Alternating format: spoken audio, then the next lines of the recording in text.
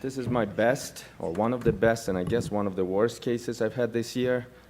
So this is a 63-year-old woman who was residing in a nursing home, blind, has traditional risk factors, hypertension, diabetes, end-stage renal disease, on dialysis, had bilateral amputation, so very poor effort tolerance, very poor functional status, presents to an outside hospital with nausea, vomiting, pneumonia, CHF.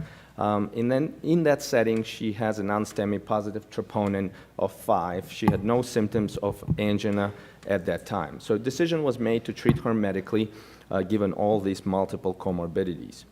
Unfortunately, in the next 2 days, she develops atrial fibrillation with rapid ventricular response. Her troponin goes up from 5 to 20. Her echo shows EF is actually pretty good with distal anterior wall and apical hypokinesis. She becomes progressively hypotensive over the next few days, and now she's transferred for a left heart cath. Here's her LV gram. As you'll appreciate, the LV function is not too bad. There is clear anterior and apical hypokinesis. The EDP was actually normal.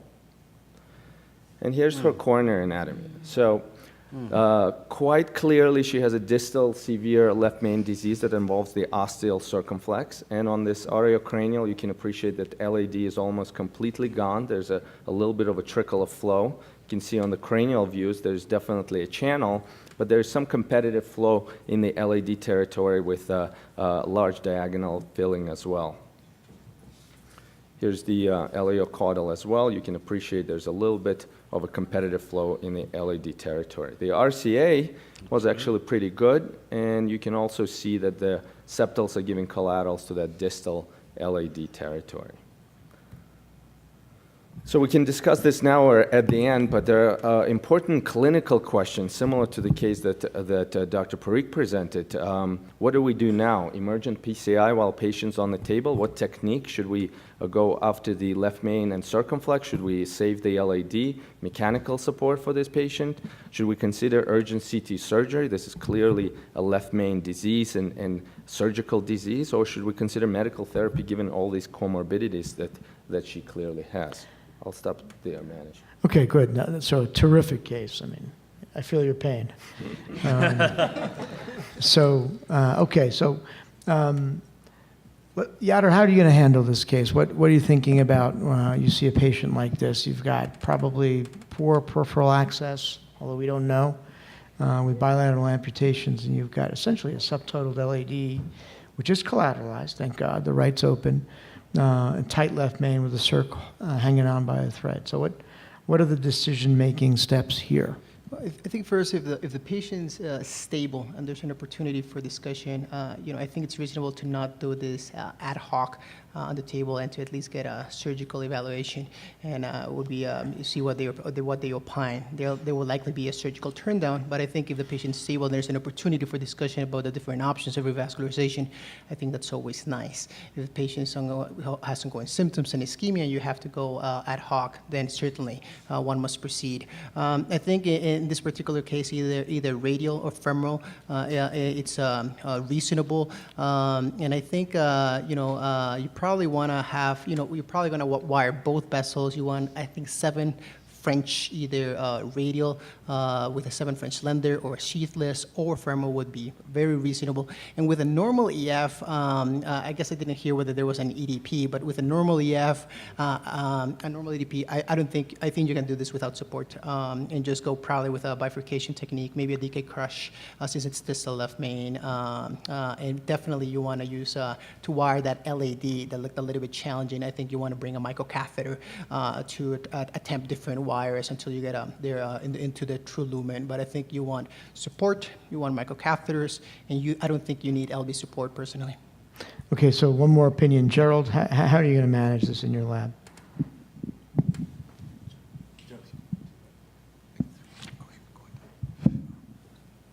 Gerald wants me to answer for him, so I'll try. I think, the points you made are on point. It's complicated. There are probably 2 levels of bifurcation here if you consider that large first diagonal as well. While the LVEDP is fine and LV function is okay, I would be ready for mechanical support. which means having access, having all the gear ready, because things could go south real quick. But yeah, I would definitely wire circ and wire the LAD with microcatheter, but be prepared to do bifurcation stenting at both sites, the circ and the diagonal. So the only thing I'm going to add to Tayo and the other present, opinion is that you have a very good option retrograde as well in the event that stuff happens. The issue here, the information you really need is what are the legs going to accommodate? And I think you need to be ready for everything. And either you could do femoral, radial, have radial access in case you need to go retrograde, and have some sort of mechanical support ready to go. Whether you use it or not will depend on the hemodynamics of the day, because my concern is you wire the left main to the circ and you're going to have abrupt closure. So, and then you've really got a big problem. Anish, looking at the angiogram, if I may offer an unsolicited opinion here, the LAD and the distal left main also looks extremely calcified as well. There's a lot of contrast. Yes. There's a lot of black stuff you're seeing even before the dye starts filling the vessel. So I would also be mentally prepared for atherectomy. And if you want to atherectomize that, you might want to think about MCS as well. So, that's how the interplay of all of this kind of plays together as well. Okay, so what did you do, Dmitry? So these are all absolutely terrific points. So what we did is, like you said, we wanted to make sure we have good understanding of the femoral axis. So we did aortoiliac angiography, and actually the common femorals on both sides were of decent size, and the iliacs were okay. So we put a balloon pump in as we're asking the CT surgeons to consult on this, so that give us a little bit of time to decide on what to do. Of course, she's declined by the CT surgery, not surprising. But what we didn't expect is that now she suffers a PEA arrest a day later. And she's recovered pretty quickly, but now she's intubated, sedated on inotrope. She's developing worsening cardiogenic shock. Her lactate is rising, troponin is going up, and now ejection fraction globally reduced 25 to 30%. Exactly the situation we didn't want to see. So what now? Well, I mean, at this point, if you don't do it, she's going to die. And the question is, are you going to allow her to die? And this is a conversation. You already said there's no family. And now she's already arrested. So the fact that she had the troponin that rose with AFib at rapid rates, our window was very small. And, I think that here, this is where you need to really partner with your surgical group and say, look, I need you to come down. I need you to look at this now, and I need to make a decision quickly. Yeah. And I think this waiting around in 24, 48 hours, this is what ends up happening. Now she's all ours. Yeah. I think that's absolutely the point. And I think very frequently we do these cases, late and particularly in the middle of the night. And having that urgent or emergent CT surgery opinion is key to making these decisions. Because if we knew at that time that the surgery was not even on the table, then there's no point to waste this time. I think the arrest also makes you want to ask the surgeons about ECMO as well. And that kind of. So there was an important, obviously, and prolonged discussions with the family. Family wanted everything to be done. So we brought her back. We did a right heart cath, very important to understand the hemodynamics. Her pulmonary pressures were in the 50s, the wedge and the EDP is in the 20s. PA set 52, the index was 1.9. Clearly, still will need support if we're going to be tackling this patient. So here we went femoral, Impella CP on one side, 8 French guide on the other side. I wired LAD, the circumflex. First I'm dealing with the distal, mid to distal LAD, predilate that, predilate ostial LAD, distal left main, and as you can see on the bottom, now we got good flow in the LAD and the circumflex. And here what, after the... What were your wires for the LAD, Dmitry, just for teaching purposes? What did you start with? So workhorse? I started with run-through, and it actually went pretty smoothly. Okay. And then the circumflex, I think, just had BMW. Okay. So then after predilating LAD, the ostium of the diag got pinched a little bit, so we predilated that. And with the provisional stenting, I stented the mid-LAD, then kissed, and we're done with the LAD diagonal situation. Now it's just a simple, left main situation. So here, without talking too much about bifurcation lesions, we're dealing with the Medina 111. The angle is less than 70 degrees. So I think ideally, if we have time and we have the capability, the DK crush probably is the way to go here. So here's the way I did it. You can pre-dilate. You can use kissing balloons to pre-dilate. It's not a necessary step, but not a bad step to do it. This way you pre-dilate both ostial LAD and ostial circumflex. The first step is stenting the side branch. You want to protrude minimally about 1 to 2 millimeters into the left main and deploy your side branch stent. Step 2 is the balloon crush. So you crush the circumflex stent with a non-compliant balloon. Step 3 is the essential step. This is what separates the traditional crush from the DK crush so that you can actually improve your opposition and expansion near the carina, and you're avoiding that triple metallic stent struts at the ostium of the circumflex. So you want to rewire the side branch, preferably proximal access to the side branch, and first kissing with non-compliant balloons. This is the key step. Then, step number 5, you rewire hold on back. I think I skipped the stenting of the main vessel is the step 4. I use the Synergy stents here, but you can use any stents you want.